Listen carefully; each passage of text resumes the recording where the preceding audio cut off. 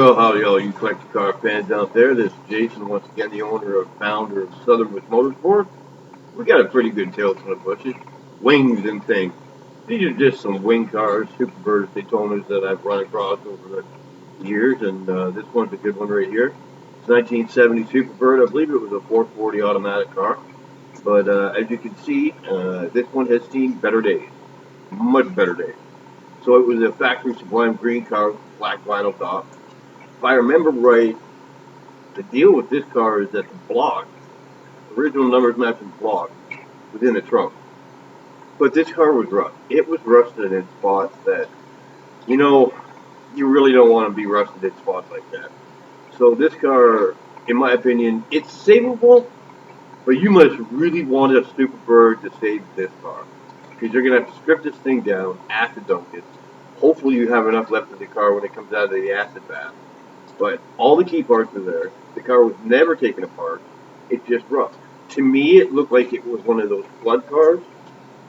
Um, I don't know if it was not the New Orleans flood. The floods. I'm not even sure where the floods were, but there's a bunch of areas that had been flooded over the years. You know, Lord only knows what happened to this car, but it was rusted. Like you can see the engine compartment there. It's not that bad. Almost no rust, just surface rust. You know, maybe the thing sat underneath a tree or it sat on top of something that made it rust from underneath because underneath the car was rough. That's where the problem really was. The whole undercarriage was just rotted all to heck. I would save the car only because there's only a certain number of Superbirds that were made, and that was it. But especially with a car that's in this kind of condition, you're talking an extra 30 grand of work on top of the restoration costs and that just to deal with all the rust and sheet metal and that. So you're always better off to start with a solid car, but that's a dream for most people. But look at the quarter and that whole back quarter that's fallen off. There's no frame rails in the back.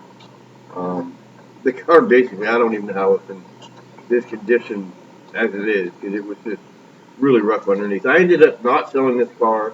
I tried, but it was really rough. I never did see this car in person. It was all sent by picture. But like I said, you can see the car's complete. The car had never been taken apart. She just, stuff happens, and the engine went missing, and it was found, and it was found in the trunk, and it is what it is. If I remember right, the guy wanted 75 grand for this car. That was like 2008, 2009, something like that. 75 grand, 100 grand in restoration. It's a lot. Okay, now we're getting into a Daytona. Now, this Daytona belonged to a fella named Big Willie Robinson. And what Big Willie was an infamous street racer in Los Angeles. Now, he was really big with helping out street kids and stuff like that. Um, he was a pretty big racer, street racer. He had his own little gang there. There's the gang right there. Now, they were serious street racers, and they were pretty good. The cars that they had, they were fast. They were beating a lot of people. The story goes, which Dodge never confirmed this, Dodge could tell that the big news was that these guys were street racing and doing really good. So they secretly gave Big Willie Robinson two 440 Daytonas. This was one of them. This was the one that got lost. The other one, again, this is just a story that I heard. The other one went into a restoration shop. They put it in an acid bath on a Friday afternoon, and something happened, and it got left in that acid bath the whole weekend. And when they pulled the car out, there was really nothing left of it. It could not be saved. Everything had been eaten away. It started getting into the metal, and that's the story that I heard.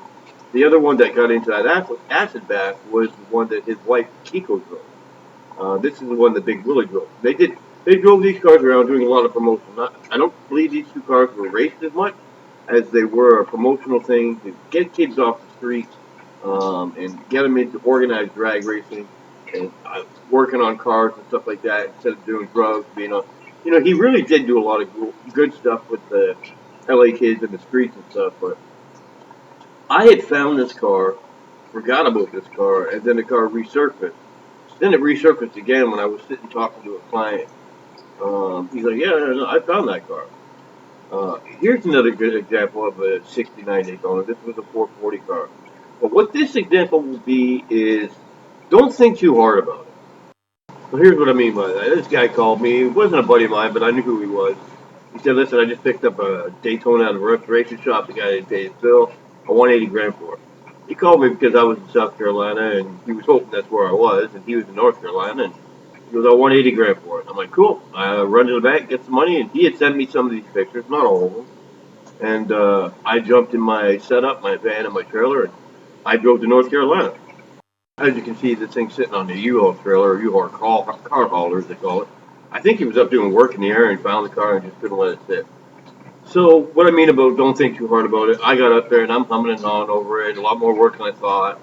A lot of pieces missing. Bodywork was kind of done. A lot of it was done, but a lot of work needed to be done. And I'm humming and hawing. And I don't blame the guy. I don't blame the guy for what he did.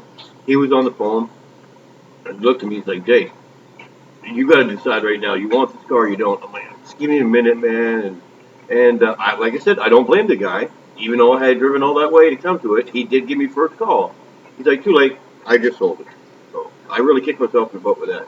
There's a 1970 446 pack pistol grip 4-speed, if I remember right. Petty blue Superbird. A real petty blue Superbird. Here's the one thing about this petty blue Superbird. It can be really hard to believe. That's original paint. That is a completely unrestored, untouched.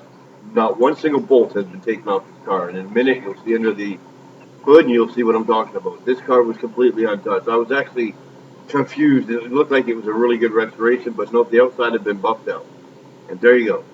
Even the original markings from the factory, the writing and all that, you can see the hood's got some paint peeling underneath it. That six pack has never been touched. Nothing's been touched underneath there.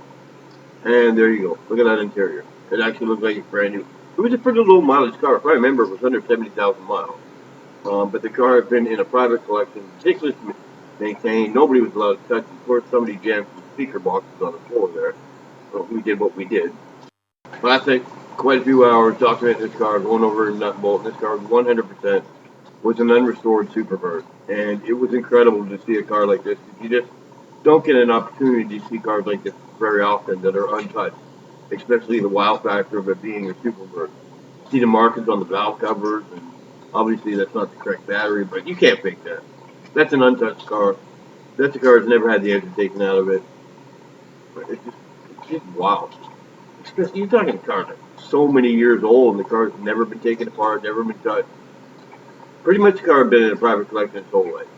Now here we go, the wow factor of wow factor. This is 1970 Alpine White Superbird. Pretty plain Jane, run-of-the-mill Superbird. I don't remember taking pictures of this one in person, but it was a pistol grip 4-speed, and I'm going to show you what's under the hood in a minute because it's quite a surprise. I was surprised when the pictures were sent to me. Like I said, I didn't inspect this car, but when somebody wanted me to buy it from them, and then I tried to sell it for them. A lot of money was involved when you get into cars like this. It's kind of a hard sell, but look at that, completely unrestored, untouched car. And yeah, that's 25,000 original model. Pistol grip 4-speed. Look at the steering column right there. It was an unrestored Superbird. That's what I'm talking about, baby. 1970 440 426 Hemi Superbird. Look at that motor. You couldn't slide a paperclip in between that motor and the sidewalls there. Completely unrestored Superbird. Outside wasn't totally perfect, but it's a 426 Hemi. Who cares? I mean, it was a beautiful car. Look at that interior. Man, that pistol grip shifter and those seats. Oh, I'd love to drive this car. 426 Hemi Superbird pistol grip 4-speed. Woo-wee! And that's the beauty of that car right there. I'll tell you what, I'll take that car all day long. And I know anyone else that's a Mopar enthusiast to take that car all day long. Well, I appreciate you stopping by and checking in the Tales from the Bush. And we'll have more to come. If you'd like to follow and subscribe, that'd be great. We'll talk to you again soon.